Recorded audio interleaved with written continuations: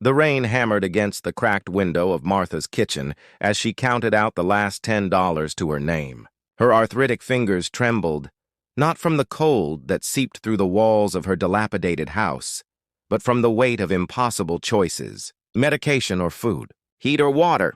Survival had become a cruel mathematics problem with no right answer.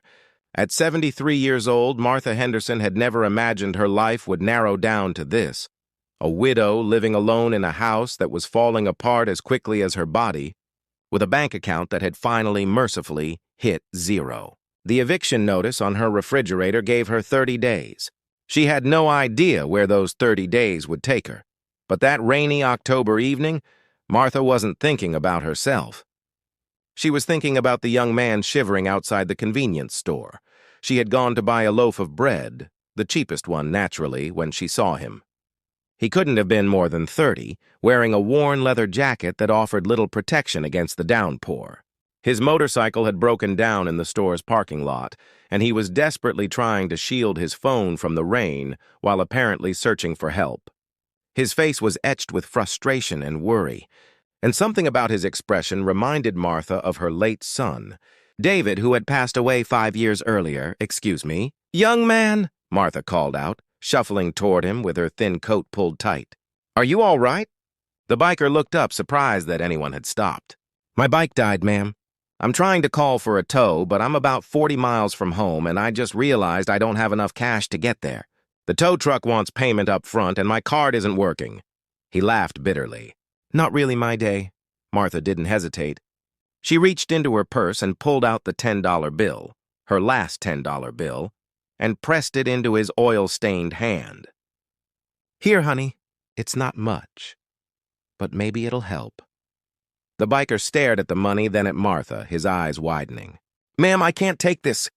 You—" He paused, really looking at her for the first time. Her threadbare coat, her worn shoes with cardboard stuffed inside to cover the holes, her gaunt cheeks. "You need this more than I do." "Nonsense," Martha said firmly, the way she used to talk to David when he protested eating his vegetables. "You're stuck in the rain and I've got a roof over my head. You take it. Get yourself home safe. At least let me get your name and address," he insisted. "I'll pay you back, I promise." Martha waved him off with a soft smile. "Martha Henderson. But don't you worry about paying me back. Just promise me you'll help someone else when you get the chance. That's payment enough." She patted his arm and shuffled back toward the store before he could protest further. The biker, whose name was Jake Mitchell, stood in the rain long after Martha disappeared inside. He looked down at the $10 in his hand, then at the retreating figure of the elderly woman who had just given him everything she had. Something about the encounter shook him to his core. He'd been riding with the Guardians Motorcycle Club for 8 years, and the Brotherhood had taught him many things. But this tiny woman had just given him a lesson in humanity he'd never forget. That night, after Jake managed to get his bike towed and made it home, he couldn't stop thinking about Martha. He did something he rarely did. He looked her up. What he found broke his heart. Through a combination of public records and some discreet asking around in the small town, he learned that Martha was a widow living alone, that her house was in foreclosure, and that she was facing eviction. The woman who had given him her last $10 was about to lose everything. Jake called an emergency meeting of the Guardians that same night. The next morning, Martha woke to a sound she'd never heard before, the rumble of multiple motorcycles coming up her street. She pulled back her faded curtain and gasped. 50 motorcycles were parked in front of her house, and 50 leather-clad bikers were climbing off their bikes. Her first instinct was fear, but then she saw Jake at the front of the group, holding a megaphone and a massive bouquet of flowers. "Martha Henderson," he called out. "Could you please come outside?" With shaking hands, Martha wrapped herself in her old robe and stepped onto her porch. The bikers broke into applause, and she stood there completely bewildered as Jake approached with tears in his eyes. "Ma'am, last night you gave me your last $10, he said, his voice cracking. "You didn't know me. You had every reason to keep that money, but you gave it anyway, so we wanted to give something back." Another biker stepped forward, a woman named Sarah holding an envelope. Mrs. Henderson, the Guardians MC took a vote last night. We've collected money from our members, their families, and businesses in the community who heard your story. This envelope contains $23,000. It's enough to pay off your mortgage, cover your property taxes, and take care of your medical bills. Martha's knees buckled, and Jake caught her, helping her sit down on her porch steps. Tears streamed down her weathered face. I can't. That's not all, Jake continued gently. See these folks here? We've got carpenters, electricians, plumbers, and handymen. Starting today, we're fixing your house. New roof, new windows, new heating system, everything you need. But why? Martha whispered. I just gave you $10. You gave me everything you had, Jake said, kneeling beside her. You restored my faith in people, ma'am. You reminded all of us why we started this club in the first place, to be guardians for those who need help.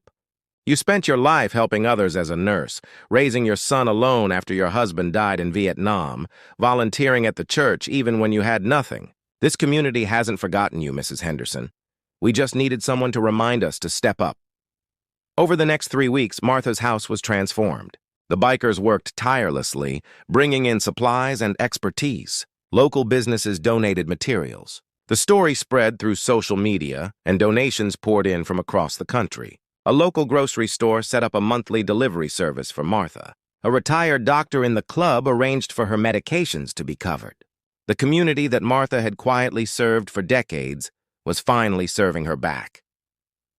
On the day the work was completed, Martha stood in her restored home, surrounded by new furniture donated by neighbors, a pantry stocked with food, and heating that actually worked. Jake and the Guardians had gathered one final time in her living room. I spent my whole life believing that small acts of kindness mattered, Martha said, her voice steady now. But I never imagined that one small act could come back to me like this. You've all given me more than a home. You've given me hope, Jake smiled. You gave us that hope first, Martha.